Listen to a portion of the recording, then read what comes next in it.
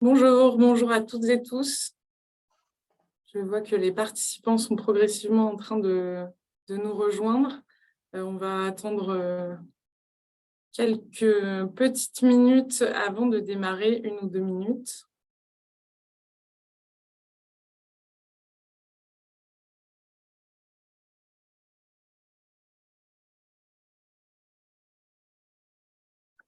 Bonjour à toutes et tous. Merci d'être présents aujourd'hui pour ce webinaire. Je vois qu'on est 150 à peu près. Vous êtes à peu près 500 à avoir répondu à notre invitation. Encore une fois, on attend juste encore 1 ou 2 minutes que tout le monde puisse se connecter. Et puis, on va démarrer.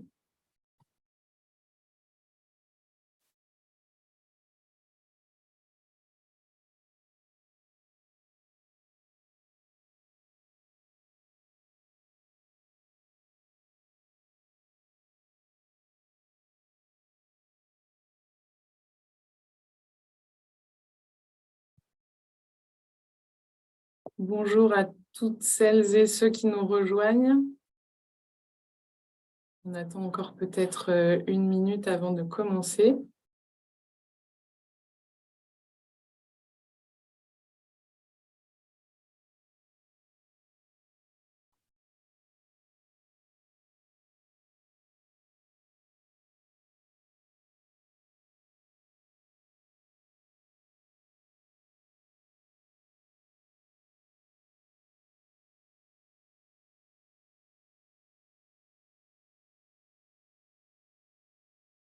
Bonjour à tous, bonjour à toutes.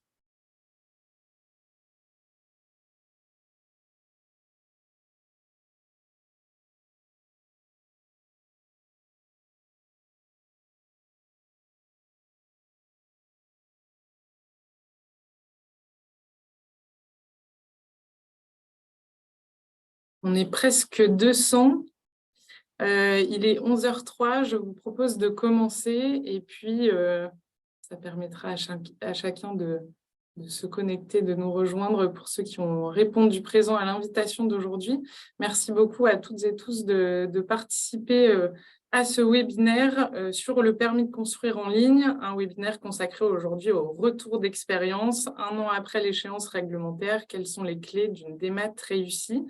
Je suis Cécile Moisard, je suis consultante chez Conviction RH et en charge de la communication pour le programme DEMAT ADS.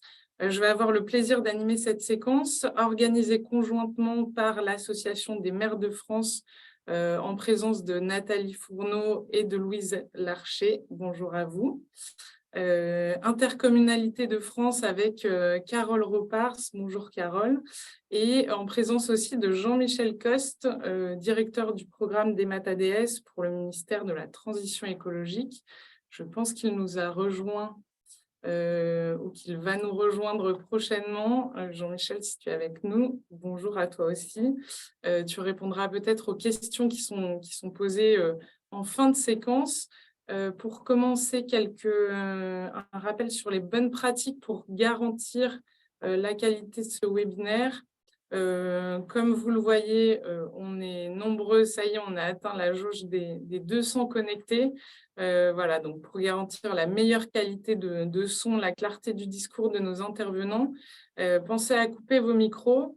N'hésitez pas à réagir par écrit et à poser vos questions. Alors, pas dans l'espace de discussion, mais vous avez sur votre écran une petite bulle questions-réponses. N'hésitez pas à poser vos questions dans cet espace d'échange et de questions-réponses, à voter aussi pour les questions qui vous intéressent le plus. Ces questions, elles seront partagées en fin de séquence. Donc, n'hésitez pas aussi à poser des questions claires et explicites, puisqu'on les traitera non pas au fil de l'eau, mais en toute fin de webinaire. Autour de la table, j'accueille 3 collectivités et je les remercie d'avoir accepté notre invitation pour préparer et conduire ce webinaire. Christelle Montillet, vous êtes directrice de l'urbanisme réglementaire à la ville d'Aix-en-Provence. Bonjour à vous. Bonjour. Et vous êtes, bonjour, et vous êtes en présence de quelques-uns de vos collègues, Charles Bonneau, directeur de la transformation numérique et du développement, Jennifer Flamme, chef de service SIG et innovation, et une troisième personne qui vous a rejoint. Je vous laisse la présenter. Donc, il s'agit de Manon Galafrio, qui est instructeur droit des sols référent en matière de dématérialisation ADS. Eh bien, bonjour à vous quatre et merci beaucoup d'être présents aujourd'hui. Avec nous également Sylvie Chenevière. Sylvie, vous étiez responsable de l'urbanisme et ADS à Mauges Communauté. Mauges Communauté, c'est 6 communes, 120 000 habitants dans le département du Maine-et-Loire, en région Pays de la Loire. Vous avez récemment rejoint un autre territoire, Auray d'Anjou, mais merci aussi d'avoir accepté notre invitation et on va profiter de vos retours et de votre expérience puisque vous avez animé la démarche du permis de construire en ligne dans la communauté d'agglomération du Pays de Mauges. Bonjour Oui. à vous. Bonjour à tous et à toutes. Et enfin, Stéphanie Lapère, vous êtes responsable du Centre Administration Fonctionnelle Urbanisme Foncier à la métropole de Bordeaux. Bienvenue à vous aussi. Bonjour à tous, merci. Merci à vous trois d'avoir accepté notre invitation et votre participation à ce webinaire sera utile et intéressante pour tous ceux qui nous ont rejoints. Avant de démarrer, une très courte introduction pour rappeler un peu le contexte de ce qui nous réunit aujourd'hui, la dématérialisation de l'application du droit des sols, le fameux programme DématADS, un programme d'ampleur que le ministère de la Transition écologique et ses partenaires, les associations d'élus, ont investi depuis quelques années déjà pour préparer l'échéance réglementaire des obligations de la loi Elan et de la saisine par voie électronique. 2 obligations autour d'une même échéance, le 1er janvier 2022. 2 obligations qui portaient les éléments suivants. Toutes les communes, sans exception, doivent être en mesure de recevoir sous forme électronique les demandes d'autorisation d'urbanisme. Et c'est ça le principe de la saisine par voie électronique, la fameuse SVE. Et pour celles de plus de 3500 habitants, l'obligation également d'assurer l'instruction dématérialisée de ces demandes d'autorisation d'urbanisme, également depuis le 1er janvier 2022.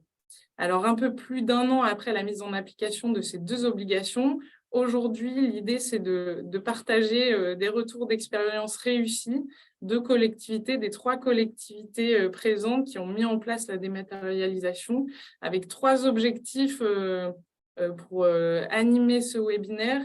Vous partagez collectivement les clés de réussite de la dématérialisation, les conditions aussi de sa mise en œuvre. Vous partagez de manière explicite, honnête et pragmatique les histoires vécues, les points de difficulté aussi, parce que pour chacune des collectivités, tout n'a pas été forcément fluide à tous les moments. Partagez les difficultés et puis aussi les solutions qui ont été trouvées pour les dépasser. Et puis, enfin, vous partagez aussi les bénéfices de la dématérialisation avec ce recul un peu plus d'1 an après la mise en œuvre des échéances réglementaires. À l'époque, avant le 1er janvier 2022, avec le ministère, on a beaucoup communiqué sur les contraintes réglementaires, les obligations des collectivités. Aujourd'hui, l'idée, c'est d'échanger sur les bénéfices pour les agents, pour les encadrants, pour les partenaires du territoire et puis surtout pour les usagers de services publics. Alors, on a préparé ce webinaire autour de 4 grandes thématiques pour rythmer les échanges. Un premier sujet autour de ce qu'on appelle le mode projet, c'est-à-dire l'organisation interne de l'administration. Est-ce que ça a été une condition indispensable pour déployer la dématérialisation et comment se sont mis en place les éléments qui ont permis de dire aujourd'hui que le projet est réussi? Un deuxième thème autour de l'animation territoriale, puisque le sens de la dématérialisation de l'application du droit des sols, c'est aussi d'avoir une chaîne d'instruction dématérialisée de bout en bout qui réunissent l'ensemble des partenaires du territoire, les services déconcentrés, les collectivités, les architectes des bâtiments de France, les gestionnaires de réseau. Et du coup, l'idée, c'est de vous partager comment s'est mise en place aussi cette animation territoriale avec l'ensemble des partenaires. On fera un focus dans un troisième temps sur la numérisation, puisque c'est un sujet qui est beaucoup évoqué en ce moment. En tout cas, on le remarque au niveau du programme, pour vous partager les bénéfices de la numérisation, pour éviter le double flux de traitement et d'instruction papier d'un côté, dématérialisé de l'autre.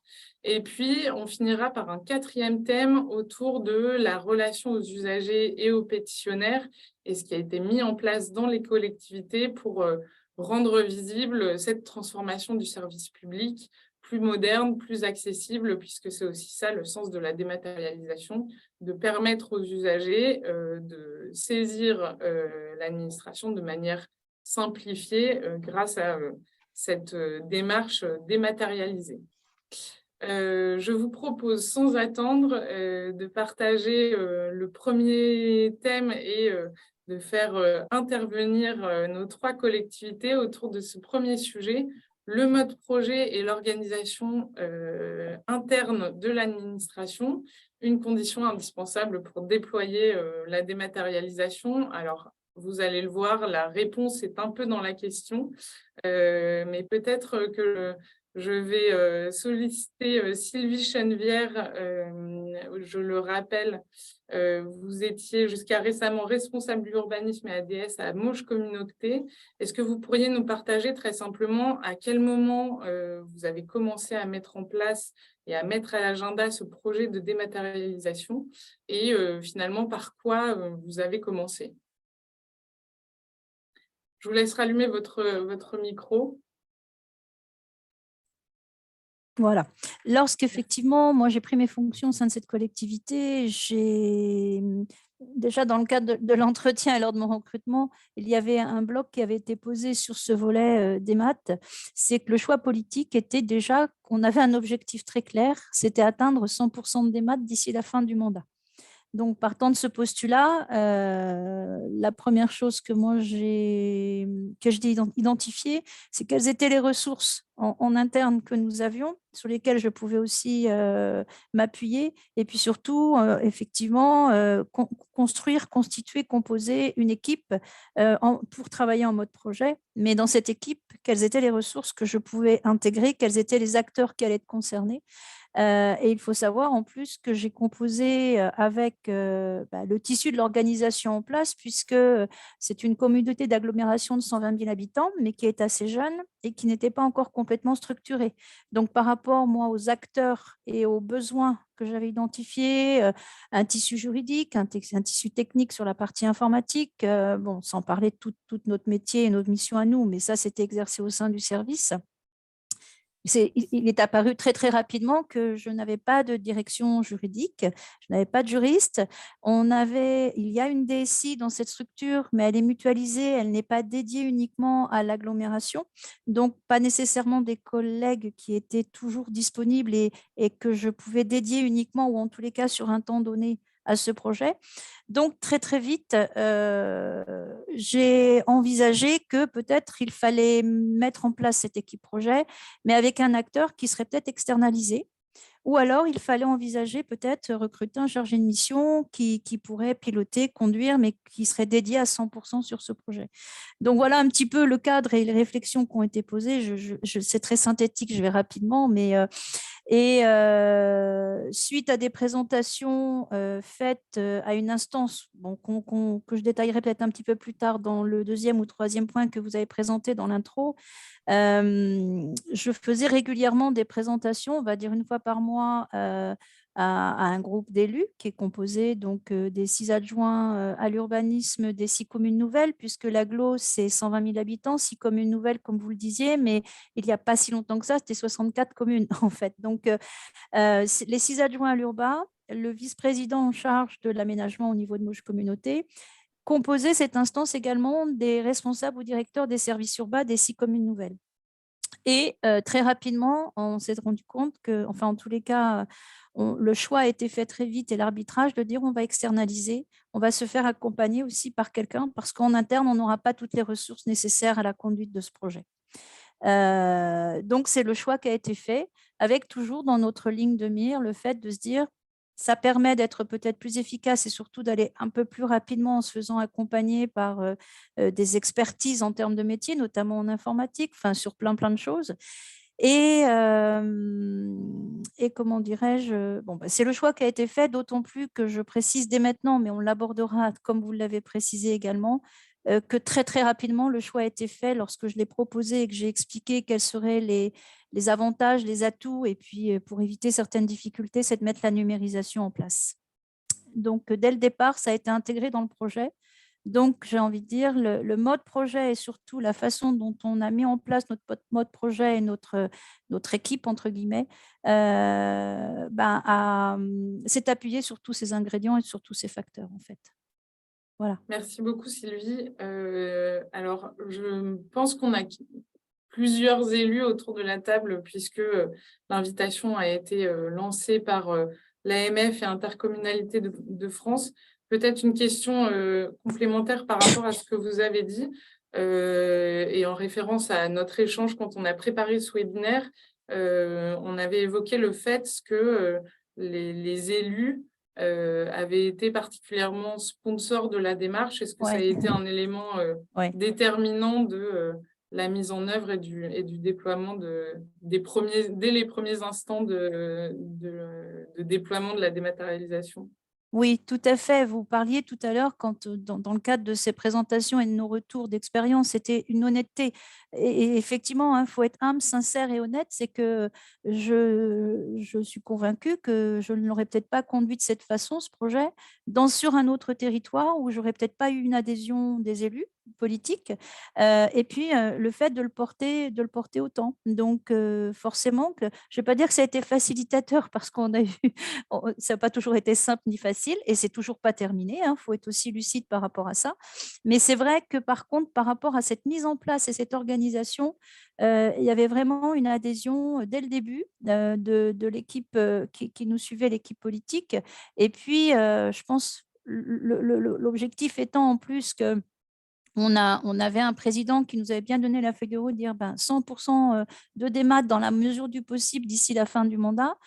C'est vrai que tous les élus, du coup, ont joué le jeu aussi. Et pour le coup, les décisions n'ont pas toujours été simples parce que, bien sûr, on en parlera un peu plus tard, mais oui, c'est des coûts derrière, mais voilà, c'est des choix. Et c'est vrai que cette organisation, elle est liée aussi, et le résultat, là où on en est, il faut le partager avec eux aussi. Et c'est vrai que quand j'ai quitté mon poste là très récemment, on en a parlé avec les élus en disant, excusez-moi l'expression, mais on en a un petit peu bavé, Sylvie, mais qu'est-ce qu'on a quand même fait un beau truc. Donc voilà, c'est vrai qu'ils ont été partenaires et acteurs aussi de cette conduite. Merci beaucoup. Alors, de votre côté, Christelle Montier, Aix-en-Provence, un des partenaires de premier rang, ça a été d'embarquer la direction de la transformation numérique, d'embarquer aussi et d'avoir un mode de relation très en proximité avec votre éditeur de logiciels. Est-ce que c'était pour vous une vraie condition de réussite de la dématérialisation? Oui, effectivement, le partenariat avec la DSI et l'éditeur sont indéniablement une des clés de la réussite. Mais en réalité, la DSI était dans les starting blocks pour nous accompagner. Elle était vraiment convaincue de l'intérêt et ce projet était sa priorité. Donc, la DSI était en fait en attente d'un pilotage métier, c'est-à-dire au sein de la direction d'urbanisme réglementaire. Donc, ma prise de poste à J-9 mois avant la date officielle de mise en œuvre de la démat ADS, je suis arrivée, nous avons constitué l'équipe projet, donc avec la DSI, avec des membres de la direction d'urbanisme réglementaire, également avec la chef de service des archives municipales. Et bien sûr, nous avons associé notre éditeur et également fait appel à un assistant maîtrise d'ouvrage pour mettre en lien surtout les deux métiers, la DSI et l'urbanisme réglementaire, pour accompagner au niveau du changement des équipes. Donc, effectivement, des atouts majeurs, ça a été la collaboration qu'on a pu mettre en place avec l'éditeur à partir de janvier-février 2022. lors de la mise en route, nous étions sur une collaboration hebdomadaire. Il était très à l'écoute et faisait évoluer son outil constamment en fonction de nos demandes, de nos retours. Voilà, indéniablement, c'était une des clés de ce succès connu chez nous.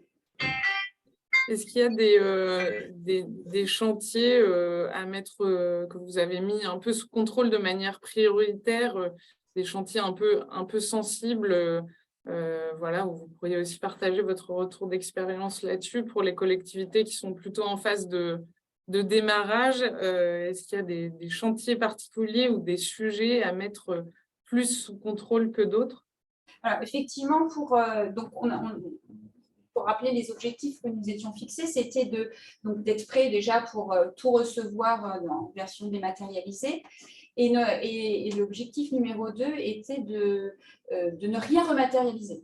Donc, il a fallu effectivement travailler à la fois sur la chaîne d'instruction pour les changements de métier, pour que tout se fasse de manière dématérialisée, mais de manière fluide, que les instructeurs puissent travailler dans les meilleures conditions possibles, donc avec le matériel adapté, l'application adaptée, et également le travail sur les consultations avec nos partenaires. Mais je pense que c'est un sujet sur lequel nous allons revenir dans un deuxième temps. Voilà, donc c'était nos chantiers prioritaires. Et c'est vrai qu'on a eu l'aide notamment du chef de département numérique, pour qui, donc Jérôme Richard, pour qui la priorité, c'était vraiment le matériel, l'application, et qui n'a pas hésité à aller chercher du budget pour avoir vraiment du matériel adapté et performant. Merci beaucoup. Donc, si je synthétise, 2 sujets un peu prioritaires à mettre à l'agenda. D'un côté, l'accompagnement des agents pour qu'ils puissent travailler dans de bonnes conditions et être formés avec des compétences un peu nouvelles, ou en tout cas des outils de travail un peu nouveaux. Et puis la partie équipement qui a été aussi importante pour voilà, que chacun puisse travailler dans de bonnes conditions avec du matériel et des outils adaptés. Merci beaucoup pour ces éléments de réponse. Stéphanie Lapère, je me tourne vers vous maintenant. Alors, on l'avait partagé, vous avez donné un nom et une marque à ce projet de dématérialisation des autorisations d'urbanisme qui s'appelle, je crois, Urbasmart. Comment ça a été un élément qui a permis un peu l'adhésion des agents, et comment aujourd'hui ça a été finalement une bonne idée de donner un nom à ce projet pour peut-être plus de lisibilité pour les agents et puis créer ce phénomène d'engagement dans une dynamique un peu collective aussi. C'est exactement ça, en fait. Tout d'abord, je voulais dire que je partage pleinement ce qui a été dit d'une part par Moj et par Aix. C'est-à-dire que le portage aussi et le fait que pour nous, c'était un projet repéré comme stratégique par notre hiérarchie et nos politiques, a fait que effectivement c'était aidant. Et le fait de travailler en équipe également avec nos systèmes d'information ou l'éditeur, enfin toutes les parties prenantes, c'est une vraie clé de réussite. Et effectivement, l'association des agents, ce nom-là, il a été choisi par nos collègues. On les a fait un petit peu travailler et réfléchir au nom qu'on pourrait donner. Donc, ça leur a permis effectivement de s'approprier un petit peu la démarche qui, malgré tout, leur a semblé lointaine assez longtemps, puisqu'on a démarré en 2020, voire même en fin 2019. Mais on a aussi tenu à les associer à différents moments, en fait, pour pas perdre de vue, puisque comme c'est un temps un peu long, effectivement, essayer de rythmer ça. Et notamment, on a pu proposer 3 séminaires ou webinaires en fonction du Covid notamment, mais également, comme vous l'avez souligné, le choix du nom, le choix des outils aussi, c'est-à-dire les doubles écrans ou un grand écran, enfin vraiment savoir comment ils préféraient eux travailler. Ça a été également le choix du logo, etc. Donc on les associe à diverses reprises effectivement pour qu'ils se sentent vraiment intégrés dans cette démarche. Merci beaucoup. Et du coup, je comprends que c'est aussi ce qui a permis de donner un peu du sens à la transformation de manière collective. Est-ce que les agents ont été aussi accompagnés pour voilà, s'approprier des nouveaux processus, des nouvelles compétences? Est-ce qu'il y a eu aussi un accompagnement dédié sur ce volet-là, un peu plus individuel et vraiment sur le volet métier? Un accompagnement très fort, en fait. Hein. Je pense que c'est une des clés, c'est pas la clé, parce qu'il y a plusieurs clés de réussite. Mais l'accompagnement, effectivement, c'est quelque chose d'extrêmement important. Outre les formations que l'on avait demandé à notre éditeur, hein, nous, avec mon équipe administration fonctionnelle, on s'est mis en capacité de les accompagner. Alors, au moment de la démat, hein, tout début janvier, on avait des réunions hebdomadaires avec chacun de nos pôles, puisque dans Métropole, nous avons 4 pôles d'instruction sur le territoire. Donc, des temps hebdomadaires, puisqu'effectivement, il fallait monter en compétence sur de nouveaux sujets. Quand on a senti que ça commence à se stabiliser, on est passé sur tous les 15 jours. Et là, aujourd'hui, on continue à les voir une fois par mois parce qu'il y a encore des évolutions, notamment avec plateau, à prendre en compte dans l'instruction. Mais c'est effectivement, maintenant, on va dire, c'est du courant, quoi. Donc, ils se sont bien appropriés le sujet. Mais il a fallu un gros accompagnement quand même. Merci beaucoup. Et du coup, voilà, au-delà de l'investissement financier qui a été nécessaire, notamment sur le volet équipement, outillage, avec une solution robuste pour pouvoir conduire la dématérialisation, il y a aussi ce volet investissement humain avec cette organisation en mode projet pour mobiliser les équipes et les agents à ce programme long de dématérialisation et de mise en place de nouvelles habitudes de travail.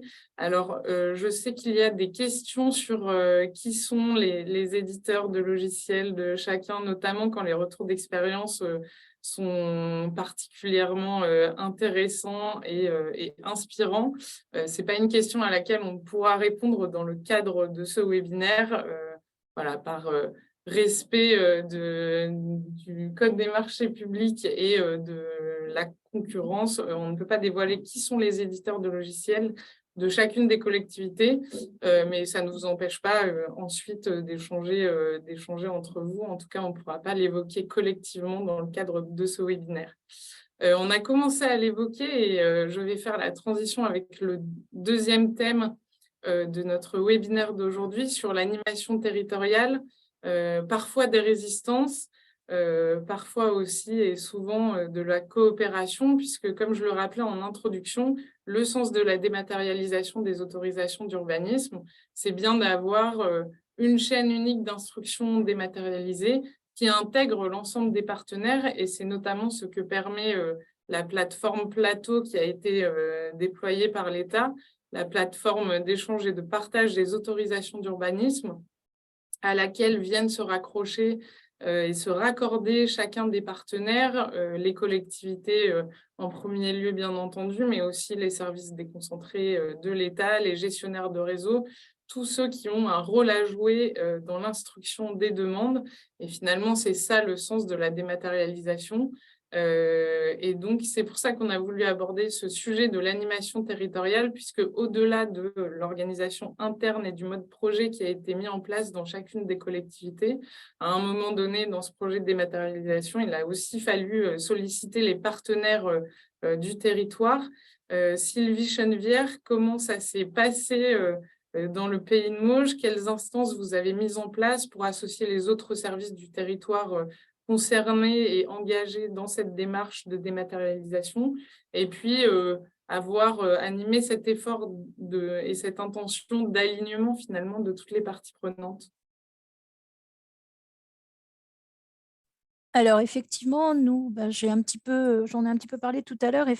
Déjà en interne, j'ai envie de dire, par rapport aux 6 communes nouvelles qui ont chacune un service urbanisme, hein, le service instructeur de Mauges Communauté est un service commun mis en place. Donc, on instruit pour le compte des communes, mais j'ai envie de dire déjà toute la partie financière est partagée par les communes aussi. Donc, je l'explique parce que ça explique aussi pourquoi on était. Enfin, moi, je voulais absolument, et les élus aussi, que ce soit quelque chose vraiment de très collaboratif, puisque de toute façon, j'ai envie de dire, au bout du compte, il y a aussi une participation de toute façon d'ordre financier. Donc déjà, à ce niveau-là, c'était aussi un accompagnement qui, dès le départ, était ciblé, était voulu et était absolument indispensable. L'accompagnement, c'était par les formations dont parlait Stéphanie tout à l'heure, en fonction effectivement des éditeurs avec lesquels on travaille. Donc ça, c'est le bloc, on va plus dire formation. Mais ce que je n'ai pas précisé tout à l'heure sur la mise en place de services, hormis se faire accompagner là, on avait fait le choix d'externaliser. Préalablement à ce choix, j'avais demandé à 2 de mes collaborateurs au sein du service instructeur, donc instructeurs eux-mêmes, est-ce qu'ils acceptaient d'être administrateurs fonctionnels? Parce que moi, je vous avoue que ce n'est pas mes compétences du tout, toute la partie technique, on va dire, liée à l'informatique, à du développement, à du paramétrage. Même si on se faisait accompagner, on avait des besoins au quotidien et en plus, on travaille complètement transverse avec l'éditeur. Pourquoi je parle de tout ça? Parce que ces 2 collaborateurs administrateurs, c'est grâce aussi à eux que tout ça a pu se faire, notamment quand on abordera tout à l'heure le volet numérisation. Ça permettait, on a travaillé aussi sur comment accompagner au mieux nos collègues dans les communes, comment faire en sorte qu'aucun ou aucune ne soit laissé sur le bord de la route et puis soit bien tout le temps dans l'action également, comprennent là où on en était. Donc, de la même façon que Stéphanie, nous, ce n'était pas qu'en interne, c'était aussi avec ces partenaires-là, ces acteurs-là, d'être le plus possible sur le terrain s'il y a besoin. Donc, les 2 collaborateurs administrateurs se déplaçaient régulièrement pour les former, parce que même s'ils suivaient les formations de l'éditeur, quand vous n'êtes pas instructeur en tant que tel, parfois, ce n'est pas simple, le plateau, tout ça. Voilà. Donc, on a assuré des animations et des formations sur site dans les communes.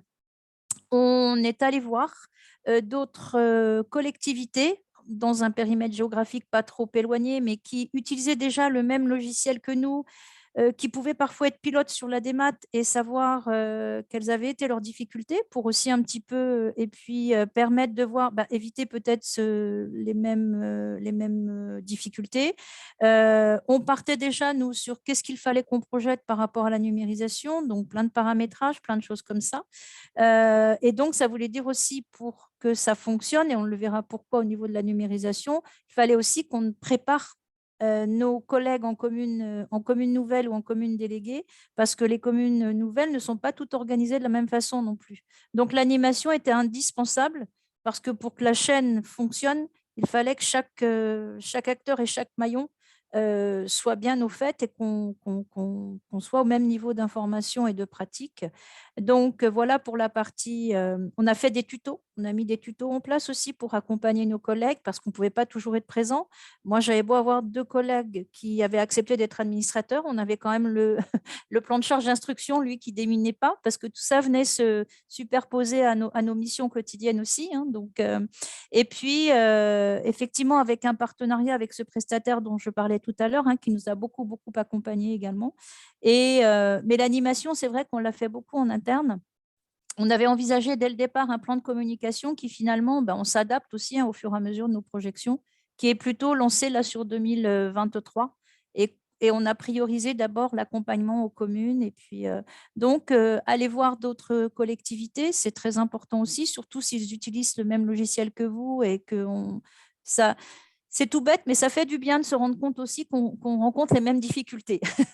Et puis, on partage et voilà. On a essayé de mettre aussi un petit réseau en place avec d'autres collectivités ou sur le département, voire au-delà si on pouvait, mais déjà le 49 qui avait les mêmes difficultés que nous. Je ne vous cache pas qu'à un moment, les difficultés, on avançait peut-être trop vite des fois par rapport au service État en premier lieu parce que parfois on était bloqué et parce que l'État n'avait peut-être pas été aussi vite que nous. Je pense à certains services, mais les citer ne serviraient à rien. Mais voilà. Et ça fait du bien aussi dans ce cadre d'animation ou de coopération. Justement, cette coopération, on en a besoin quand parfois on s'essouffle. Parce qu'on a eu des moments d'essoufflement et de fatigue. Il ne faut pas non plus, là aussi, il faut être honnête. Et puis, l'instance dont je parlais tout à l'heure, qui était donc composée d'élus, de techniciens, animés en tant qu'élus par le vice-président en charge de l'aménagement du territoire, pardon, et puis en tant que technicien, moi-même sur la partie animation côté service, et avec des présentations, des validations et puis des projections, et on se réunissait une fois par mois sur cette première année. On a diminué un peu après, effectivement, et puis puis voilà. Et les résistances, elles étaient en premier lieu de l'équipe. Hein. C'est pas simple de changer de méthode, de surtout s'approprier quelque chose pendant que vous continuez vos missions, encore une fois, parce que je pense que ça, il faut vraiment le souligner. C'est vrai que c'est pas simple. C'est vrai que c'est fatigant. On a eu des moments un peu je disais d'essoufflement, mais vraiment parfois de grands moments de se dire, mais ça va pas être possible, quoi. On arrête là parce que voilà. Donc, il faut porter aussi ça. Donc, la résistance, elle est aussi sur le fait de dire, mais Sylvie, là, aucun intérêt de travailler comme ça. En fait, on va travailler derrière un écran tout le temps. Enfin, voilà, on a eu ces moments de résistance. Et l'animation territoriale, moi, je l'ai fait passer aussi par une sollicitation du service ressources humaines chez nous, en interne, à Moche Communauté, où pendant une journée, on a préparé ensemble avec un partenaire extérieur, mais là, j'étais vraiment, moi, soutenue, accompagnée par le service ressources humaines de l'accompagnement au changement pour mon équipe qui se fatiguait, qui se lassait, qui perdait l'intérêt et le sens un peu de ses missions. Et pendant une journée, on est sorti du site, on a été accompagné par ce prestataire et puis histoire voilà, de les faire parler et puis de redynamiser un peu les troupes, entre guillemets. Merci beaucoup, Sylvie Chenevière. Peut-être une question complémentaire rapidement. Ce que je comprends, c'est que ça a coûté un effort humain assez important et un investissement, un engagement de vos équipes très important pendant un temps assez long, puisque pour mettre en œuvre la dématérialisation, il y a le volet technique, mais il y a aussi le volet RH des compétences, il y a le volet un peu motivationnel et la posture de chacun. Est-ce que finalement, maintenant que la dématérialisation est mise en place et que vous êtes passé dans un autre mode de fonctionnement qui est plus complètement le mode projet puisque vous avez sécurisé un certain nombre de choses, est-ce que le retour sur investissement de tout cet engagement et toute cette charge de travail supplémentaire qui a pesé sur les agents apporte aujourd'hui des bénéfices visibles? Les bénéfices, oui, alors on n'a pas encore un temps de recul suffisant. Je pense qu'il va falloir comme encore du temps pour le bénéfice immédiat. Il a été surtout, c'est pour ça que je dis que d'un territoire à l'autre, une organisation, forcément, elle s'adapte au contexte. Et le nôtre, c'était une des difficultés qu'on rencontrait, sans des maths d'ailleurs, c'était l'organisation justement de cette quand même fusion de 64 communes en 6 communes nouvelles, avec des organisations qui étaient un peu restées pérennes, mais c'est normal, tout ne change pas, et surtout des organisations différentes. Donc, un des objectifs, c'était déjà une harmonisation du fonctionnement des communes vis-à-vis de la Moche Communauté sur ce service.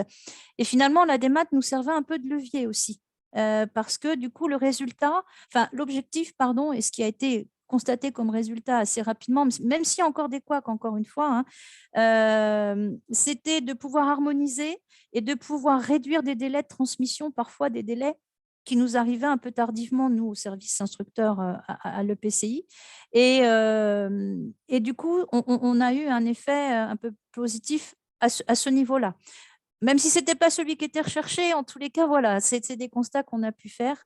Et effectivement, l'harmonisation des méthodes, et ce qui a permis à une des communes nouvelles, d'ailleurs, qui n'avait pas encore centralisé par rapport à ses communes déléguées, d'aller plus vite et puis de centraliser son service et de mettre en place, entre guillemets, son service ADS préalable à l'instruction qui arrivait chez nous. Donc, finalement, ça a eu aussi des impacts sur l'organisation et finalement, voilà. Et puis, le fait qu'en plus, nous, on est très vite couplé avec la numérisation. Depuis fin d'année 2022, on n'a plus du tout aucun dossier papier qui arrive puisque on n'a pas le double flux puisqu'on a travaillé très vite sur la numérisation. Donc, ce qui n'est pas déposé en démat, on l'a quand même qui arrive sur le logiciel métier via le canal numérisation. Et on en parlera dans le sujet. Mais c'est un bénéfice du fait qu'on a tout mené de front. Merci beaucoup. À Aix-en-Provence, Christelle Montier, vous avez mené un gros travail sur l'animation territoriale avec certaines résistances, notamment de certains services déconcentrés, je crois. Comment est-ce que vous avez réussi à les dépasser? Alors, effectivement, la plupart des partenaires n'étaient pas prêts en janvier 2022. Et pour autant, nous avions notre objectif de ne rien rematérialiser. Donc, en fait, il a fallu tenir bon. Alors, ça s'est construit en leur expliquant cet objectif, l'intérêt. On est quand même aussi sur une démarche qui intègre le développement durable au cœur de notre métier. Donc, leur rappeler ces objectifs-là qui sont normalement portés par tous les services déconcentrés, mais bien sûr leur rappeler les gains qu'on peut en retirer, même si dans un premier temps, ça allait mobiliser, ça allait être chronophage, les gains retirés pour les différents partenaires et les équipes concernées. Donc là, je laisserai rebondir notre instructeur Manon Galafrio pour qui pourra mieux que quiconque au sein de cette équipe parler des bénéfices. Mais effectivement, il a fallu trouver des solutions parce que certains n'étaient pas connectés à Plateau avec une application métier. D'autres ne choisissaient pas de se raccorder à Viso non plus. Donc là, c'est notre DSI qui a cherché une solution au moyen d'une plateforme hébergée par la ville, une plateforme sécurisée, qui était connecté directement à notre application métier. Et de ce fait, nos partenaires pouvaient utiliser comme un lien de transfert, mais version sécurisée, télécharger tous les dossiers pour lesquels on les consultait. Et en leur proposant cette solution clé en main, c'est vrai que du coup, on a pu embarquer un grand nombre de partenaires et nous n'avons rien rematérialisé. Merci beaucoup. Et du coup, vous avez été pilote de la démarche et vous avez permis à chacun d'intégrer cette chaîne dématérialisée. Pour autant, vous avez laissé aussi aux partenaires du territoire leurs prérogatives et leurs responsabilités dans ce partage un peu des rôles et des tâches. Est-ce que ça a été facile d'être pilote de la démarche et d'être très actif sur l'engagement des partenaires du territoire sans prendre leur place et prendre leur rôle pour autant? Est-ce que sur la répartition des rôles, ça a été facile à mettre en place ou en tout cas sur les prérogatives de chacun, la répartition a été claire dès le début? Effectivement, on a eu des résistances, hein, mais les partenaires, dans la mesure où on leur proposait différentes solutions et nous, de notre côté, en cas de résistance sur les outils proposés par l'État, on leur proposait une solution adaptée. Effectivement, ils ont adhéré, ils ont compris le gain. Alors, pour beaucoup, ça a été avec un décalage dans le temps. Il a fallu être convaincant. Mais ils ont adhéré à la démarche. Le seul point de résistance qui est effectivement, je pense, partagé par beaucoup de communes et de communautés de communes, c'est pour l'instruction des PC ERP, effectivement, où on n'est pas encore en capacité d'instruire de manière dématérialisée, mais c'est resté le seul point dur. Avec nos partenaires. Peut-être je vais laisser la parole à Manon Galafrio qui va présenter un peu les bénéfices effectivement qui ont été qui sont les mêmes que ce soit pour une équipe d'instruction ADS, puisque de l'autre côté les partenaires sont aussi des agents instructeurs sur leur expertise métier. Donc en fait ce sont des bénéfices partagés que je pense qu'il est intéressant de valoriser aujourd'hui. C'est vrai que nous, en tant qu'équipe instructeur, on avait besoin d'être rassurés parce que cette obligation réglementaire, elle nous faisait tous un petit peu peur. C'était une échéance qui arrivait rapidement et le mode projet nous a vraiment aidé à rentrer complètement dedans. Et je pense que cette place aussi qu'a donnée Madame Antier à l'ensemble des agents a permis qu'on soit tous à l'aise dans la démarche et qu'on soit tous intégrés aussi depuis le départ. Aujourd'hui, nous, on voit vraiment les avantages et ils sont indéniables sur le gain de temps, sur le rapport aussi avec les pétitionnaires et les architectes de manière générale, puisqu'on a la main aujourd'hui sur la réception des pièces, sur les demandes. On a des échanges qui sont beaucoup plus fluides, alors qu'on ne s'attendait pas forcément à ce type de retour. Et surtout, le gain de temps, nous, il a été très visible. Il nous a permis aussi d'améliorer notre qualité de vie au travail, puisqu'aujourd'hui, on est capable d'instaurer 2 jours de télétravail par semaine pour les agents qui le souhaitent. Et c'est quelque chose qui était complètement nouveau et qui a vraiment changé notre façon de travailler et surtout notre efficacité et le nombre de dossiers traités. Aujourd'hui, comme tout le monde joue le jeu, on se retrouve vraiment dans une situation qui est très favorable pour les instructeurs, même si ce n'était pas facile au début. Aujourd'hui, les feux sont verts. Et en Je voudrais ajouter le travail de notre éditeur qui, après une année donc, de mise à disposition d'une plateforme dédiée que j'évoquais tout à l'heure, donc qui nécessitait un téléchargement, a créé un outil spécifique pour la consultation de nos partenaires qui ne sont toujours pas connectés via une application métier et via Aviso. Donc, une plateforme dédiée qui est très ergonomique et qui permet de consulter les dossiers sans les télécharger. Et très prochainement, cette plateforme pourra recueillir les avis, ce qui fait que les instructeurs recevront les avis tant de cette plateforme que les avis qui sont réceptionnés depuis Plateau de la même manière. Merci beaucoup pour ces éléments et ces retours d'expérience très concrets aussi. On voit bien les bénéfices que ça a pu générer aujourd'hui. Je me tourne vers vous, Stéphanie Lapeyre. Alors, vous avez mis en place un cycle de réunions que j'ai renommé extraterritorial pour dire que vous avez mené aussi une démarche de concertation avec d'autres territoires, d'autres collectivités qui vous ressemblent pour partager les bonnes pratiques, les retours d'expérience, les difficultés, les réussites aussi. Qu'est-ce que vous en avez appris, peut-être parfois pour réajuster certains modes de fonctionnement au sein de Bordeaux Métropole, ou au contraire aussi pour valoriser vos réussites et partager des retours d'expérience réussis pour d'autres collectivités qui étaient dans la même situation que vous? Oui, en fait, je vais un peu élargir. En fait, c'est vrai Oui. que en disant que, en effet, on a des temps d'échange avec une grosse dizaine d'autres collectivités. On n'est pas fermé pour accueillir d'autres collectivités en tant que besoin. Mais tout ça est né finalement d'une question de pari en fait sur Plateau, notamment suite à un groupe miroir du programme des MatADS, qui sont des temps d'échange mais fondamentaux en fait, véritablement, entre le programme et les collectivités. Et en définitive, on s'est rendu compte qu'effectivement, ça pouvait être intéressant les uns les autres. On était, oui, peut-être 7-8 collectivités autour de la table, d'échanger la façon dont nous avions conduit nos projets respectifs.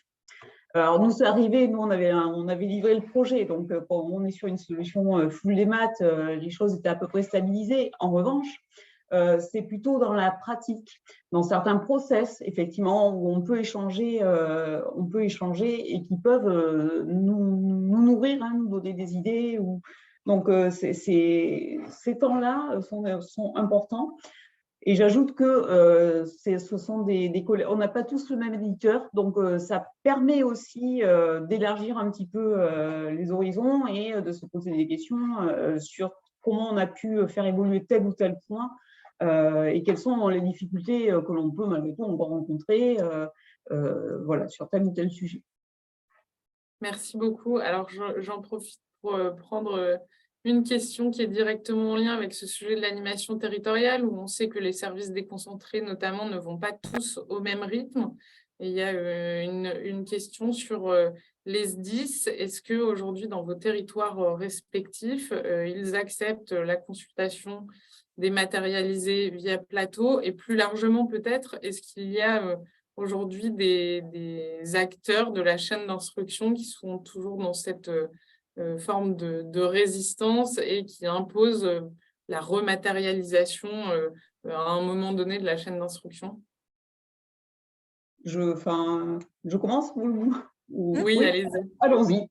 Alors, côté Bordeaux Métropole, nous, on a accompagné les services, je ne vais pas revenir sur la question précédente, mais depuis en fait, tout fin 2019, on a fait des réunions semestrielles, à la fois nos services internes, parce qu'il y en a un certain nombre, mais également les SDIS et les DIS, etc., ou les UDAP, pour savoir effectivement faire des points réguliers où ils en étaient de la démarche, etc., puisque l'objectif était, comme mes collègues, de ne pas rematérialiser. Globalement, bon an, mal an, tout le monde était plus ou moins prêt, on va dire, côté Bordeaux Métropole au 1er janvier 2022. Ceux qui n'étaient pas prêts, pour le coup, et n'étaient pas encore en capacité d'aller sur Ado sont venus sur notre on va dire, outil. On a un outil spécifique, effectivement, d'échange, et je pense que ça doit être le même peut-être qu'Aix. Et ensuite, sont passés sur Ado, puis Plateau aujourd'hui. Il y avait effectivement la question du SDIS, puisque c'est ce qui cristallise un petit peu les problématiques. Alors, le SDIS aujourd'hui, on a mis beaucoup de temps à pouvoir échanger avec eux de façon, déjà les faire venir, à leur faire accepter qu'effectivement, il fallait passer à la démat. Il n'était pas question non plus qu'on rematérialise de notre côté, ça c'était un axe fort. On les a beaucoup poussés. Et d'ailleurs, parenthèse, je remercie également le programme des MatADS là et la DDTM 33, puisque je me suis aussi beaucoup fait accompagner d'eux, et leur action a aussi permis de déverrouiller certains points. Donc, c'est bien vraiment de se faire accompagner. Et aujourd'hui, en tout cas, la métropole, le SDIS est sur Plateau. Alors, avec un outil chez eux qui doit encore évoluer parce qu'ils n'ont pas des fonctionnalités qui leur manquent malgré tout pour être complètement à l'aise sur la démat. En revanche, on arrive à échanger et les prises en compte métiers et les avis, c'est directement sur Plateau. Ils sont en train de travailler pour que les documents puissent également passer via Plateau. Ce n'est pas le cas aujourd'hui. Ils nous envoient un lien sur lequel on doit récupérer l'avis. Mais enfin, en tout cas, les échanges se font via Plateau. Aujourd'hui, à la métropole, en Gironde. Merci beaucoup. Est-ce que côté Aix-en-Provence, vous voulez, Madame Chenevière, est-ce que vous voulez rajouter un mot rapide sur le sujet? C'est juste pour compléter par rapport à ce que Stéphanie disait. Quand moi j'ai quitté, en tous les cas, il y a un mois, la collectivité, on était toujours bloqué avec l'ABF, avec le SDIS, effectivement, où c'est compliqué. Et là où, en plus, là où c'est plus compliqué, c'est quand je parlais tout à l'heure d'essoufflement et de fatigue, c'est que ça demande quand même beaucoup de temps, d'investissement, voilà, et que lorsque vous avez tout fait et tout mis en œuvre, et puis il y a un investissement coût, aussi, puisque la numérisation, et que depuis début décembre, vous n'avez plus aucun dossier papier, mais que vous êtes obligé de réimprimer parce qu'effectivement, certains services vous disent qu'ils ne le prendront pas autrement, c'est un peu compliqué à entendre. C'est un peu compliqué à entendre. Alors, pour Aix, effectivement, si on parle du SDIS, le SDIS, c'est vraiment uniquement au niveau des PC ERP. Sinon, pour les PC, par exemple, quand on les consulte sur les risques feux de forêt, sur les logements, etc., ils vont répondre par plateau. Après, pour certains partenaires, effectivement, on a 2 flux qui rentrent, parce qu'avec le système de verrouillage par plateau, au bout d'un moment, on a un avis tacite, et certains partenaires souhaitent quand même déposer un avis avec des prescriptions, même s'ils sont hors délai, et donc ils vont nous envoyer un avis via on a une boîte mail dédiée générique, et donc qui utilisent depuis un moment pour des avis avec prescription qu'ils tiennent à nous transmettre. Effectivement, on voit qu'on doit aussi les accompagner techniquement, leur montrer, leur présenter. Et beaucoup sont venus dans nos locaux pour qu'on leur montre les outils, le choix du double écran, l'écran numérique que nous utilisons pour que ce soit palpable pour eux et qu'à leur tour, ils puissent avoir le matériel adapté et commencer à prendre du plaisir finalement. Parce qu'avec ce que expliquait Manon Galafrio, on peut aussi retrouver une satisfaction à utiliser les outils numériques. Merci beaucoup. Ce que j'en retiens du coup, c'est beaucoup d'actions d'accompagnement finalement de certains partenaires plus résistants que d'autres, et accepter le fait que la dématérialisation soit parfois un peu plus progressive pour certains partenaires, prenne un peu plus de temps, mais en valorisant les bénéfices et en ayant progressivement cette animation territoriale qui se structure, qui s'organise, finalement, on peut réussir à rallier même les plus réticents.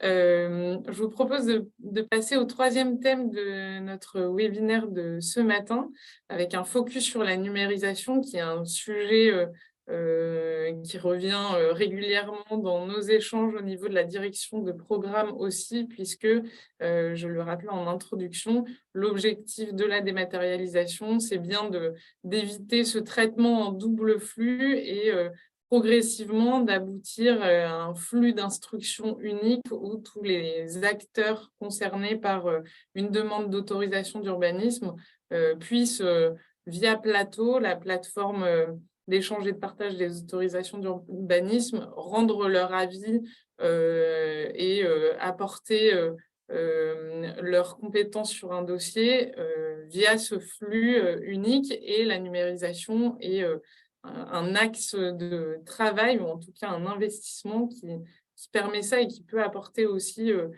ses bénéfices à moyen et court terme peut-être. Sylvie Chenevière, dans le Pays de Mauges, vous avez fait, et vous l'avez dit dès le début de ce webinaire, dès le début, le choix de l'externalisation de la numérisation et le choix de la numérisation tout court d'ailleurs. Quel investissement à la fois financier mais aussi humain cela a-t-il représenté?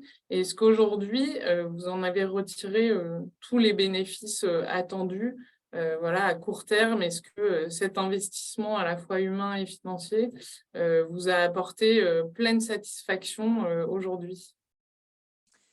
Alors oui, pleine satisfaction, je le redis, hein, on n'a pas encore fini, on a encore quelques actions à mettre encore en place, enfin, Mauges Communauté, mais on avait un scénario comportant plusieurs actions.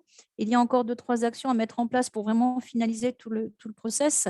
Mais la numérisation, effectivement, c'était l'axe premier, et dès le départ, ce n'est pas quelque chose qui s'est mis en route au fur et à mesure, ça a vraiment été mis dans le projet dès le départ.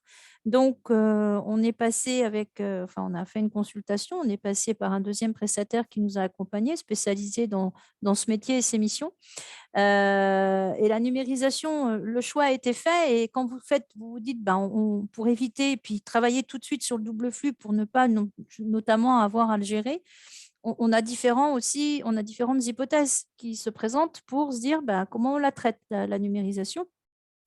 Moi, j'étais arrivée à 4 variantes, 4 hypothèses, là aussi, qui ont été présentées dans l'instance que j'évoquais, parce qu'on aurait pu imaginer quelque chose de mise en place, une cellule mise en place en interne au sein du service ADS, une numérisation avec le matériel adapté forcément qui aurait pu être pratiqué par les 6 communes nouvelles, puisque les guichets uniques, les clés d'entrée sont bien les 6 communes.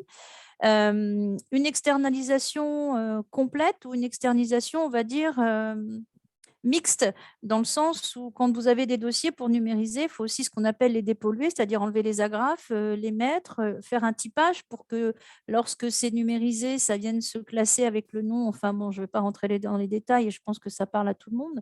Donc voilà, c'est déjà été d'identifier une numérisation, oui, mais comment? Et là encore, les élus ont fait un choix. Il était politique peut-être, mais en tous les cas, c'était un choix de dire on ne fait rien porter de plus aux agents, que ce soit en commune ou au service ADS. Donc, on externalise. Et on externalise de A à Z. Ça veut dire la dépollution, le typage, la préparation également. Ça a nécessité de notre part un travail supplémentaire et un investissement supplémentaire, surtout, encore une fois, et s'ils sont, je ne sais pas s'ils participent au webinaire, mais je les ai beaucoup remerciés, mais je les remercierai jamais assez, les deux instructeurs de l'équipe qui ont accepté d'être administrateurs, parce que tout le travail qu'on a mis en place avec le partenaire, le prestataire qui a été retenu, on a été jusqu'à créer des codes barres et tout pour faciliter le travail de tout le monde.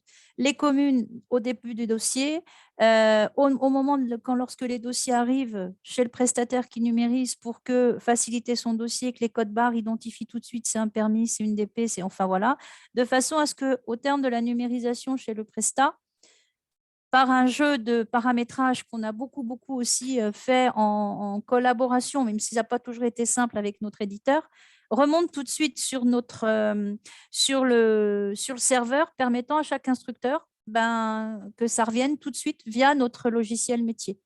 Donc, ça a été beaucoup de travail et de paramétrage à mettre en place, parce qu'encore une fois, là, nous, on n'avait pas une DSI qui nous était dédiée. Donc, c'est ça qui nous a aussi beaucoup demandé d'investissement. Et le prestataire qui nous accompagne, le premier prestataire, et je vois qu'il y a des questions dans la file déroulante sur ce prestataire, effectivement, dont je tairai le nom parce qu'on n'est pas là pour faire de la promo, mais ce prestataire nous accompagnait aussi sur tout ce volet-là, la mise en place, il nous a accompagnés sur la question de la rédaction du cahier des charges aussi dans le cadre de la consultation pour le prestat de la numérisation, parce que c'est un vrai langage technique, c'est un vrai métier, et ce n'était pas du tout le mien, et pas ceux non plus de mes collaborateurs, et puis on n'avait pas le temps, enfin bon, pour plein de raisons. Donc la numérisation aujourd'hui sur Mauges, c'est via un prestataire extérieur, et c'est fait de A à Z, avec un passage de 6 navettes 2 fois par semaine dans chaque commune, qui récupèrent les dossiers déposés en flux papier, qui sont numérisés, qui reviennent, qui sont du coup réinjectés entre guillemets directement sur le logiciel métier. Et lors du deuxième passage, il y a le dépôt des dossiers à nouveau qui ont été numérisés dans chaque commune correspondante, avec en plus cette numérisation étant couverte par une certification qui couvre juridiquement en plus tout le process, qui va nous permettre derrière, et c'est une des actions qui est menée actuellement par mon ancienne équipe et par Mauges, sur l'archivage numérique qui va en suivre et qu'on va mettre en place. Voilà. Merci Alors les beaucoup. bénéfices, pardon, excusez-moi, les bénéfices, Non, juste rapidement, c'est juste effectivement ce que j'ai déjà évoqué et abordé tout à l'heure. Depuis le 6 décembre précisément, plus aucun dossier papier, donc on ne gère pas du tout de double flux. On a encore des corrections à apporter. Tout ce qu'on dit, c'est pas idéal, c'est pas parfait encore. Tout ce pour ma part, en tous les cas, ce sur quoi je vous fais un retour d'expérience, il y a encore beaucoup de choses à améliorer. Il y aura des adaptations à faire. Mais en tous les cas, au niveau de la numérisation, c'est vrai que on est parti sur quelque chose qui nous a fait peur. Mais finalement, ça se fait pas si mal que ça, même si de temps en temps, on a des petites choses. Mais bon, voilà, j'ai envie de dire, sur ce type de projet, c'est du normal. On avait, dans le cadre de la consultation, envisagé aussi une période d'essai, entre guillemets, avec des communes. On avait ciblé 1 ou 2 communes qui avaient accepté de jouer le jeu, d'être aussi cobayes un petit peu, parce qu'on est passé par une phase test, en fait. Quand je dis essai, c'est une phase test. On a commencé avec une commune, on a intégré une deuxième commune, et puis ensuite une troisième. Et puis, on a démarré avec les 6 communes, donc depuis le 6 décembre 2022. Donc, en plus, vous voyez, cette numérisation, le choix a été fait dès le départ, mais on a des consultations à faire. Un petit peu comme Christelle, moi, j'ai pris ce dossier avec mon poste le 3 janvier 2021. Donc, tout ce dont je vous parle, c'est de janvier 2021 jusqu'au moment où je vous parle, où on a mis tout ça en place. Donc, tout n'était pas prêt au 1er janvier 2022, ce serait mentir. Ce qui était prêt, c'était le portail, mais on n'était pas prêt pour tout. Et tout ça s'est fait aussi au fil de l'eau. Donc, aujourd'hui, la numérisation, elle fonctionne. Les bénéfices, c'est qu'on n'a plus du tout dossier de papier. Ça nous a permis d'harmoniser nos modes de fonctionnement avec les communes aussi nouvelles. Et puis d'anticiper une démat, une démat là où on est en train de mettre en place ces signatures électroniques qui n'existaient pas partout non plus, et puis l'archivage numérique en dernier lieu. Merci beaucoup, Sylvie Chenevière. Stéphanie Lapère, à Bordeaux Métropole, vous avez aussi mis en place la numérisation pour éviter la gestion du double flux. Est-ce qu'aujourd'hui, c'est complètement rentré dans les usages et les agents se sont appropriés ce nouveau mode de fonctionnement et ce nouveau flux dématérialisé? Est-ce qu'il reste des choses à conduire? Et un peu la même question que pour Sylvie Chenevière, quel bénéfice aujourd'hui vous retirez de ce choix de la numérisation? Comme Sylvie, en fait, nous, on s'est également posé la question avec différents scénarios sur la table. Est-ce qu'on le fait complètement en interne? Est-ce qu'on le fait complètement en externe? Avantages, inconvénients, on a tranché pour une solution hybride, côté Bordeaux Métropole. Pourquoi? Parce que, d'une part, on savait que les agents étaient pas du tout favorables à numériser eux-mêmes. Et par contre, nous, ce qu'on voulait, c'était une numérisation avec une certification derrière, la fameuse certification qui donne la copie fiable et fidèle, parce que ça nous permettra effectivement, en bout de chaîne, d'archiver numériquement et de pouvoir demander l'autorisation aux archives départementales de détruire le papier. L'objectif, c'est véritablement de ne plus avoir le papier. Et cette certification, malgré tout, elle a un coût. Il y a un investissement dans les machines, etc. Et finalement, comme on s'est dit que c'est quelque chose qui allait décroître, enfin, on a espéré très fort que ça allait décroître. On s'est dit que ce n'était pas un investissement forcément pertinent. En revanche, effectivement, le prestataire, quel que soit le prestataire, hein, c'est un prestataire externe, il y a soit effectivement, il fallait qu'on l'accompagne très fortement sur ce qui était un plan masse, ce qui était un plan de, je sais pas, de coupe ou que sais-je encore, soit on décidait de, ce que disait Sylvie tout à l'heure, hein, dépolluer le dossier, découper typer les pièces, les fameux codes barres pour qu'effectivement il n'ait plus qu'à lire avec la douchette et que ça intègre notre système d'information in fine. Donc, pour l'instructeur, finalement, c'est transparent. Que le dossier arrive nativement numérique ou qu'il soit ensuite numérisé, finalement, le flux est full des maths dès le départ, parce qu'effectivement, ce sont nos collègues des accueils, avec des accueils qui sont en pôle, hein, à Bordeaux Métropole, qui prépare le dossier avant de l'envoyer au prestataire, et c'est effectivement notre service du courrier, hein, qui assure la navette 2 fois par jour pour amener ces dossiers, puisque effectivement l'objectif aussi c'est une numérisation rapide, puisque les délais d'instruction courent. Donc l'idée c'est de ne pas perdre de temps là-dessus. Merci beaucoup. Alors, à Aix-en-Provence, vous êtes plutôt en phase de réflexion sur le sujet de la numérisation qui n'est pas encore complètement opérationnel. Donc, vous avez pu écouter 2 exemples, full numérisation et système un peu plus hybride à Mauges Communauté et à Bordeaux Métropole. Où est-ce que vous en êtes dans la réflexion et finalement, comment on met ce sujet à... Alors, effectivement, il faut traiter là-dessus. Allez-y. Excusez-moi, l'image était arrêtée. Effectivement, alors c'est un sujet un petit peu plus complexe pour nous, la numérisation. Il y a eu 2 temps. On s'en est bien sûr préoccupé dès la phase projet en amont de la mise en œuvre. Effectivement, nous visions de la même manière le simple flux. Donc, dans un premier temps, nous, nos réflexions se sont portées pour une numérisation en interne. Donc, à ce titre-là, notre AMO a accompagné l'équipe, a choisi le matériel en lien avec la DSI, a élaboré des tutoriels, a formé l'équipe pour qu'elle soit prête à numériser. Et puis, il y a eu la mise en œuvre où bon, c'était un peu chaotique au début, c'était chronophage sur bien d'autres sujets et on avait un faible engouement pour le dépôt en démat. On n'était qu'à 20% au début de dépôt dématérialisé. Donc là, on a mis le frein et on s'est dit, c'est pas le moment. L'équipe, elle n'avait pas envie de numériser 80% des autorisations déposées en papier. On va se concentrer sur la dématérialisation, sur tous les autres aspects pour être efficient. Et puis, quand ce sera bien efficient et quand on atteindra 50% des dossiers déposant des matérialisations, là, on retourne sur une numérisation des documents déposés en papier. Bon, puis on a atteint les 50% et là, en fait, l'équipe, entre-temps, s'était essoufflée, on avait des effectifs moindres. Et là, on a commencé à se dire, bon, qu'est-ce qu'on fait ? On a donc pris dans un deuxième temps la décision de passer par un partenaire externe.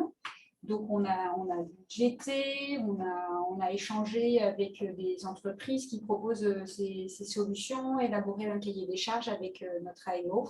Et donc là, aujourd'hui, on en est là. On est en train de finaliser le cahier des charges avec notre direction marché pour lancer l'appel d'offres et choisir un prestataire qui, donc, pour nous, alors on a bien sûr pris tous les conseils de Sylvie et Stéphanie pour effectivement voir jusqu'à quel degré on va externaliser ou mener quand même certaines tâches en interne, notamment pour l'import des dossiers numérisés sur notre application métier, le fait de mettre des intercalaires pour préparer et que ce soit bien identifié comme sur le bordereau des pièces jointes. Voilà, donc aujourd'hui, on en est là. C'est vrai que c'est un sujet important, le simple flux. C'est un net bénéfice également pour tout ce qui concerne les pièces complémentaires et les pièces apportées en substitution. Voilà, notamment vis-à-vis de nos partenaires. On voit que le gros bénéfice du simple flux, c'est notamment vis-à-vis des consultations des partenaires. Maintenant que les partenaires sont embarqués et convaincus que c'est pour la plupart, hein, certains ont encore des difficultés avec leurs outils, mais que c'est une bonne solution, nos partenaires ont aussi envie de passer sur un simple flux. Donc voilà, c'est imminent chez nous. Merci beaucoup pour vos retours. Je vous propose de passer au 4e thème de notre webinaire de ce matin, puisque l'heure tourne et il faut qu'on ait un peu de temps pour prendre et répondre aussi aux questions. Un dernier thème autour de la relation aux usagers et aux pétitionnaires qui fait le lien aussi avec le sujet de la numérisation, puisque quelques questions ont été posées sur finalement, avant de numériser les dossiers, comment on encourage les usagers, les pétitionnaires à déposer leur dossier en ligne, puisque c'est aussi, encore une fois, le sens de la démarche de rendre aux usagers un service public plus accessible, plus moderne, plus lisible, de faciliter la relation aux usagers et finalement, quelles actions de communication vous avez dans vos collectivités respectives mises en place pour encourager le dépôt dématérialisé des dossiers et pour tout simplement informer les usagers de l'existence de ce nouveau service public. Sylvie Chenevière à Mauges Communauté. Alors peut-être que depuis notre échange, les chiffres ont un peu évolué, mais en tout cas, au 31 décembre 2022, un peu plus de la moitié des actes ont été déposés en ligne. Comment est-ce que vous avez abouti à ce résultat seulement 1 an après l'échéance réglementaire?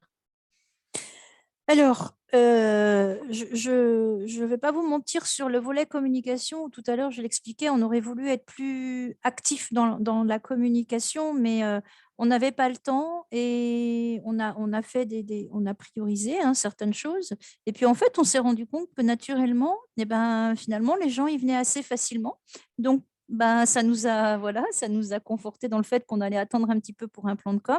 Par contre, ayant toujours à l'esprit quand même aussi ces 100% de démat demandés, alors même s'ils savent qu'on n'y sera peut-être pas, mais l'atteindre au maximum. Donc, on va vraiment développer le plan de communication cette année. On a fait des affiches. Là, déjà, régulièrement, on met à jour des informations, des choses pour accompagner les gens, les CERFA qui changent, des modalités aussi pour remplir sur le guichet unique, parce qu'on essaye de s'améliorer. On a tout fait assez vite au départ, donc maintenant, on façonne, j'ai envie de dire. Là, maintenant, on sculpte un peu plus dans la dentelle ou on fait plus dans la dentelle. Donc, on essaye de communiquer le plus possible sur les sites des communes et celui de Mauges Communauté. Des affiches, des petites affiches qui ont été faites aussi. On a 3 qui toute simple, on a fait ça en interne avec nos collègues de la com pour pouvoir être mises dans des lieux publics pour que les gens puissent, voilà. Ce qui est peut-être porteur sur ce territoire aussi, c'est qu'on a un territoire très étendu et d'un tissu rural malgré tout, même si les 6 communes nouvelles sont autour de 20 000, voire plus de 20 000 habitants, mais quand même un tissu rural. Donc, pour le coup, la mobilité, les gens se déplacent peut-être moins facilement. Est-ce que c'est ça qui aide aussi? Sachant qu'on a été vigilant quand même aussi à la fracture numérique, que ça ne pénalise pas non plus des gens. Donc, les élus sont très attentifs à ça. Et puis, là, cette année, on envisage alors, on parle d'usagers pétitionnaires, on a des professionnels qui sont des usagers, je pense aux notaires notamment. On a, dès le début, dès janvier, février 2022, envoyé des courriers à toutes les études notariales du territoire qui étaient ciblées, enfin, dont on a une banque de données. Et j'avais également adressé un courrier à la Chambre régionale notariale pour demander à ce qu'ils invitent le plus possible les notaires à déposer déjà tout ce qui était CUA et CUB. Alors, CUA, c'était déjà beaucoup le cas, mais les CUB aussi, même si ce n'est pas que, mais au moins quand ils ont peut-être leurs clients ou voilà, les déposer au moins aussi. Et c'est vrai que sur ce volet-là, ils ont bien répondu. Donc déjà, on s'est adressé aussi bien aux professionnels qu'aux particuliers, j'ai envie de dire. On envisageait aussi des réunions publiques. Alors moi, je n'ai pas eu le temps de les mettre en place et de les organiser avant mon départ. Je ne sais pas si on le fera parce que On se rendait compte aussi que certaines difficultés, puisque ça peut créer des blocages lorsque ce n'est pas bien rempli ou mal déposé, de s'adresser déjà aussi aux architectes, aux maîtres d'œuvre, de faire des réunions publiques comme ça, mais ciblant certains acteurs. Et on s'est dit, on va peut-être commencer par les archis et les maîtres d'œuvre parce que ça fait d'autant moins d'erreurs à corriger, nous, derrière. Et puis voilà, c'est aussi ça, l'accompagnement et la relation à l'usager, même s'il est professionnel. De vulgariser au maximum et d'être pédagogique le plus possible. Sur le guichet unique, on a beaucoup travaillé aussi sur, quand on a eu beaucoup d'appels au départ, on s'est dit, c'est qu'il y a quelque chose qui n'est pas lisible pour les gens. Et donc, on a essayé, là, elle doit être opérationnelle maintenant. On a travaillé avec notre service communication et le partenaire qui nous accompagne, une foire aux questions, parce qu'on n'avait pas la main. L'éditeur a la main sur certaines choses, on ne l'a pas sur tout, parce que dans l'absolu, ce qu'on aurait voulu faire, c'est avoir des bulles qui accompagnaient ceux qui déposaient au niveau du guichet unique, ce qui n'a pas été possible. Donc, on s'est dit, comment pallier à ça? Alors, ce qu'on a fait, c'est qu'on a mis un lien en place en lien avec une foire aux questions. En se mettant en fait à la place d'un déposant, entre guillemets, qui permettait de se dire, tiens, là, je vais peut-être bloquer. Et puis, essayer de faire au maximum, de façon exhaustive, les questions auxquelles peut se poser quelqu'un qui dépose ou les difficultés qu'il rencontre. Et à chaque fois, sur la rubrique, avoir le lien, hop, aller vers la foire aux questions qui lui donnera peut-être une assistance ou une aide pour remplir. Voilà. Donc, la relation à l'usager, elle en est passée par ce type d'outils. Des tutos aussi qu'on a essayé de mettre en place le plus possible.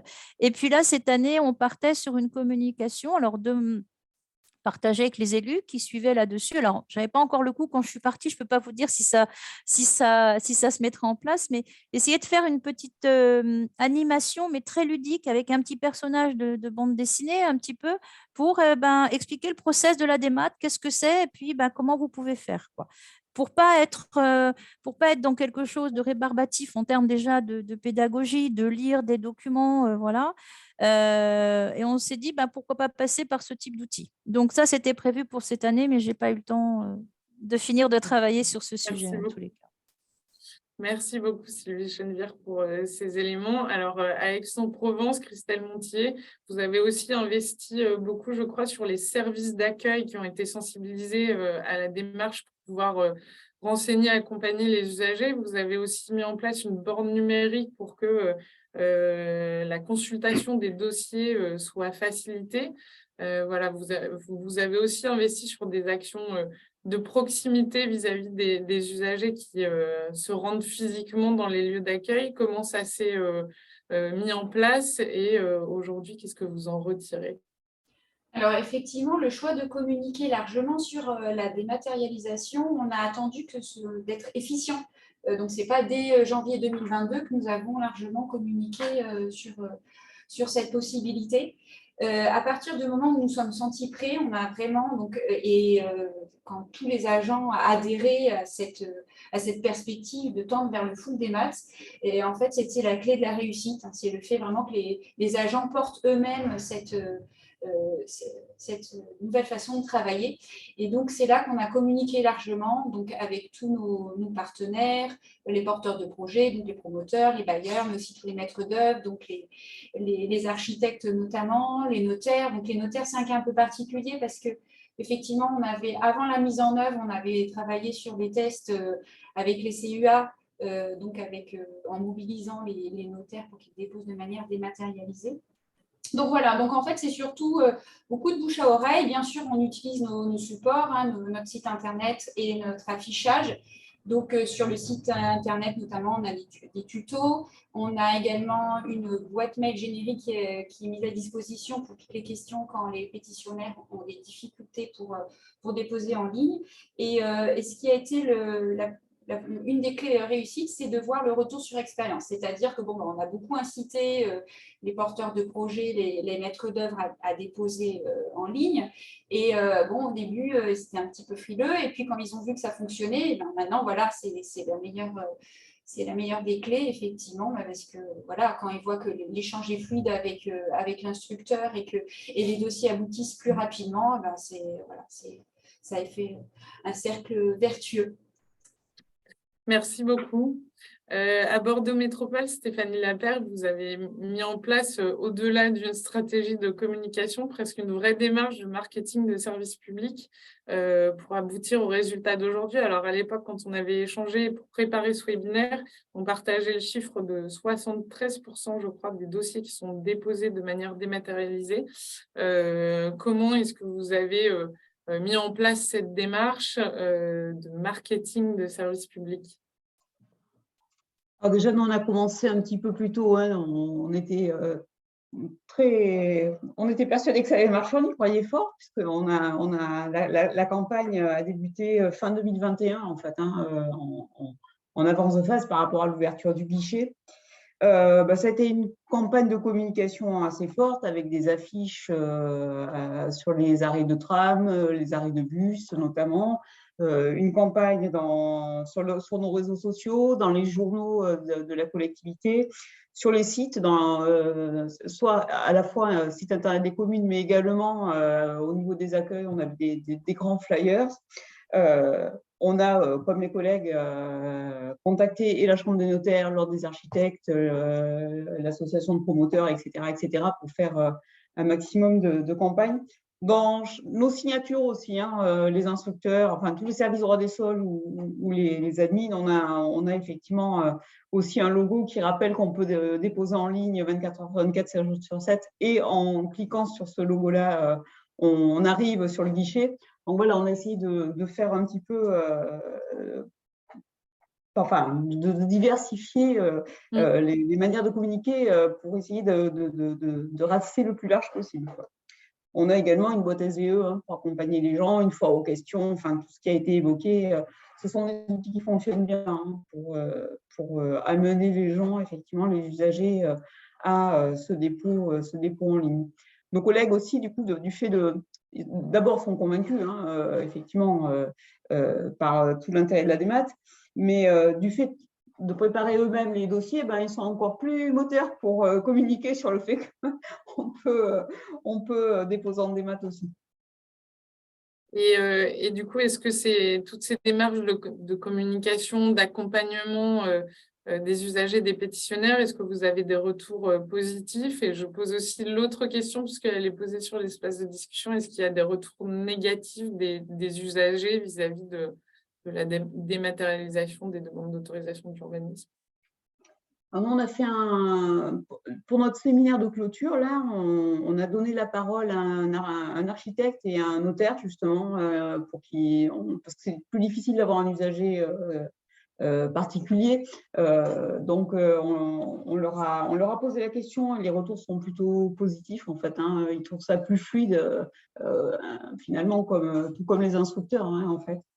Donc là, c'est plutôt des retours positifs. S'il y a quelques retours négatifs, on va dire, c'est plutôt parfois sur quelques montées de version, quand il y a des effets de bord, petits problèmes sur le guichet où les gens n'arrivent pas à déposer pour des raisons diverses et variées. Donc, ils écrivent sur la boîte SVE et on les accompagne. Donc là, ça fonctionne plutôt bien. Non, c'est plutôt positif. Merci beaucoup. Merci beaucoup. Il nous reste un peu plus de 5 minutes avant de clôturer ce webinaire. Je vais en profiter pour passer la parole à Louise Larcher pour partager quelques questions qui sont revenues dans l'espace de discussion et sur la partie questions-réponses. Est-ce que Louise, vous avez des questions? Oui, bonjour à toutes et à tous. Merci beaucoup. Il y a eu beaucoup de questions. On a eu des questions. Je propose à M. Coste d'intervenir sur les contrôles de légalité. Oui, bonjour. Est-ce que vous m'entendez bien? Oui. Bien. Ok, parfait. Effectivement, concernant le contrôle de légalité, il y a un projet de décret qui est en cours de rédaction pour supprimer l'obligation de déposer le dossier de demande dès le dépôt. À partir du 1er juillet 2023, les communes ne seront plus soumises à cette obligation. Ça concernait surtout en fait le sujet des permis tacites, puisque ce mécanisme permettait aux services en charge du contrôle de légalité d'avoir aussi connaissance en fait de ces permis tacites. Donc cette obligation n'aura plus lieu d'être et le dossier que l'autorisation soit expresse ou tacite sera transmise au moment de la naissance de cette décision. Voilà. Merci Alors, beaucoup. j'ai vu aussi pas mal de questions autour des ERP et des services départementaux incendie et secours. Ce que je peux vous dire aussi, c'est qu'en termes d'évolution réglementaire, hein, puisque c'est un décret pour l'instant qui exclut les autorisations de travaux ERP et IGH à titre définitif. Donc, en accord avec le ministère de l'Intérieur et en particulier avec le bureau de la prévention des risques incendies, on a décidé de supprimer cette exception pour le 1er janvier 2024. Donc, ça veut dire que les SDIS vont devoir aussi accepter non seulement les permis, les avis concernant la distribution d'eau en cas d'incendie, mais aussi les ERP, les IGH, pour que tous les acteurs, y compris les SDIS, acceptent les dossiers de manière dématérialisée. Donc voilà, donc ça c'est plutôt positif, hein, ça fait partie des évolutions juridiques qui, on l'espère, vont permettre d'avoir une dématérialisation de bout en bout, comme ça a été expliqué tout au long de ce webinaire. Merci beaucoup, M. Coste. On avait aussi des questions sur le coût moyen de numérisation d'un dossier. Ce serait plus pour nos intervenants si vous avez cette mesure un coût à annoncer. Alors, je crois que la question du coût… Pardon, allez-y. Non, c'est le coût. J'ai pas très bien compris la question, pardon. Le coût moyen de numérisation d'un dossier, mais je crois que cette question, elle dépend du volume C'est de ça. dossiers. Je ne suis pas capable de vous répondre. Enfin, Stéphanie, je la laisserai répondre. Pareil. Moi, pour ma part, non, parce qu'un dossier n'est jamais composé de la même façon et que la numérisation se chiffre à la page, effectivement. Donc, on n'aura jamais le même coût sur un dossier. Moi, ce que je peux répondre, c'est qu'on a une enveloppe, nous, du coup, globale et forfaitaire jusqu'à la fin du mandat, puisque le prestataire qui a été retenu pour la numérisation a fait un chiffrage par rapport aux estimations au regard, parce que même nous avons fait une estimation, excusez-moi, à la louche, puisqu'aucun dossier n'est fait pareil. Je suis partie des statistiques annuelles et d'une moyenne par rapport à des dossiers, d'une moyenne de pages par dossier. Donc, on n'a pas des coûts précis. C'est une enveloppe globale que le prestataire nous avait mis dans sa note méthodologique et qui est une enveloppe qui couvre jusqu'à la fin du mandat, puisque c'est une prestation qui, d'année en année, va diminuer. Dans la mesure où, là, nous, pour la première année, la preuve, c'est qu'on a 50% de dossiers des maths. Donc, ça veut dire que les 50 autres pourcents sont en papier. C'est ce qui fait l'objet de la NUM. Et que là, déjà au premier trimestre, on était déjà monté, je crois, à 61%. Donc, je ne sais pas comment, mais je suis dans l'incapacité de vous donner le coût d'un dossier, en fait. Très compliqué. Je suis désolée. Bon, pour ma part, Stéphanie peut peut-être répondre. Oui. Je vais apporter à peu près la même réponse, en fait, hein, Sylvie, puisque même chose, hein, c'est en fonction, et c'est à la page, en fonction, chez nous, si c'est du A3, du A4 ou au-delà, et en plus, c'est dégressif en fonction du nombre de pages que l'on fait numériser. Donc, en fait, c'est compliqué de répondre à cette question. Oui, tout à fait. Enfin, en tout cas, pour nous, pour nos agents instructeurs, on a mis aussi en place un système, hein, exactement la même chose, hein, c'est-à-dire qu'il y a un travail qui est effectué par les agents en DDTM pour préparer le dossier à sa numérisation. Après, il est envoyé un prestataire qui va effectuer sa numérisation. Évidemment, il y a des frais fixes. Et ensuite, et comme vous l'avez dit, c'est dégressif. C'est-à-dire que plus on numérise, moins le coût au dossier est important. Donc voilà, c'est assez variable. Alors nous, pour le coup, ce n'est pas à la page, hein, c'est vraiment au dossier. Après, évidemment, hein, ça dépend beaucoup de la manière dont le marché, l'appel d'offres a été rédigé aussi. Donc là-dessus aussi, il faut être assez attentif et effectivement être aidé par une assistance à maîtrise d'ouvrage spécialisée dans la numérisation. C'est important, il me semble, hein, puisqu'ils vont vous permettre vraiment de numériser au meilleur prix. L'autre sujet aussi, j'ai vu quelques échanges. Évidemment que c'est une prestation à mutualiser.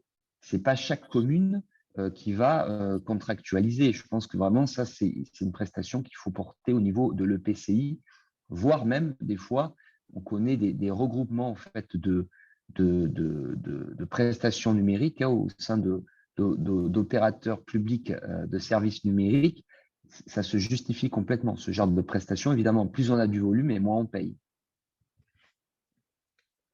Merci beaucoup pour ces éléments de réponse. On arrive au terme de ce webinaire puisqu'il est 12h30. Donc, je vais en profiter pour remercier les associations d'élus, l'Association des maires de France, Intercommunalité de France, d'avoir lancé cette invitation et d'avoir préparé avec le ministère ce webinaire. J'espère qu'il aura apporté à chacun quelques éléments de réponse. Je remercie évidemment chacune et chacun de nos intervenants autour de la table. Merci beaucoup pour votre mobilisation, les temps de préparation qu'on a passé ensemble et puis votre présence aujourd'hui où voilà, c'était très intéressant et utile d'avoir vos retours d'expérience très concrets sur les clés d'une dématérialisation réussie. J'en profite aussi pour redire aux participants qu'un certain nombre de ressources sont mises à disposition par le ministère sur l'espace collaboratif Osmose, où vous pouvez vous inscrire et rejoindre cet espace via la page web du ministère dédiée à la dématérialisation des autorisations d'urbanisme. Et sur ce portail Osmose, un certain nombre de ressources sont mises à disposition, à la fois sur le volet technique pour faciliter le raccordement à plateau, à la fois sur le volet communication, conduite du changement, pour vous accompagner et mettre à votre disposition un certain nombre d'éléments utiles au déploiement de la dématérialisation. Voilà, je vous remercie de votre participation. Merci à nos intervenants. Et puis, à très bientôt pour un nouveau webinaire et de nouveaux temps de communication autour de la dématérialisation. Oui, d'ailleurs, peut-être, Cécile, on peut dire déjà qu'on va faire un webinaire donc, le vendredi 12 mai autour des enjeux juridiques autour de la dématérialisation. Donc, n'oubliez pas aussi, les inscriptions, je crois, ne sont pas complètement terminées. On est, je crois, autour de 700 déjà participants et la jauge est à 1000. Donc, voilà, n'hésitez pas. Il me semble que normalement, il y a pas mal de publicité autour de ce webinaire. Donc, vous trouverez facilement, y compris sur le site, enfin, sur Osmose, comme l'a rappelé Cécile. Et je remercie très chaleureusement donc, nos 3 collectivités. Effectivement, je pense que ça vous a parlé. Il me semble que les échanges ont été très riches. Donc, voilà, je pense qu'on refera sans doute ce genre de retour d'expérience. Merci à vous. Merci beaucoup et bonne journée à tous.